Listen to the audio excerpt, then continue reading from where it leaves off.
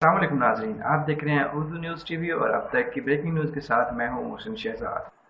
मैंने कुछ गलत नहीं किया। मेरी बीवी बहुत ज़्यादा आज़ाद ख्याल बन चुकी है।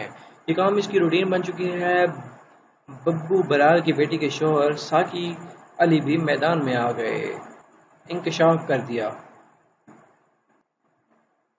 बब्बू बराल की बेटी मरियम बराल ने अपने शौहर अदाकार साकी अली पर जिस्मानी तशद्दुद का इल्ज़ाम लगाते हुए पुलिस में रिपोर्ट दर्ज करवा दी। बब्बू बराल की बेटी मरियम बराल ने अपने शौहर अदाकार साकी अली पर जिस्मानी तशद्दुद का इल्ज़ाम लगाते हुए कहा कि मेरा शौहर मुझे तशद्दुद का निशाना बनाता है। तशद्दुद के बायस अपना नौमौलूद बेटा भी खो चुकी हूँ। और उन्होंने कहा कि मार्च 2018 में होने वाली शादी के 10 दिन बाद ही से तशद्दुद का ये सिलसिला शुरू हो गया था। मरियम का कहना है कि वो डिप्रेशन की मरीज़ा हैं, लेकिन बीमारी में इनका शौहर इनसे ताउन नहीं करता। तशद्दुद की वजह से इनके चेहरे और बाजू पर तशद्दुद के निशानात भी आए हैं। दूसरी जनाब मरियम बराल के शौहर और स्टेज आर्टिस्ट साकी अली ने सब बातों को झूठ करार देते हुए कहा कि मरियम और इसका ख़ानदान पैसों के लिए लोगों से ताल्लुकात बनाते हैं। हक महर के 5 लाख बटोरने के लिए मरियम इस किस्म के इल्ज़ामात लगा रही है।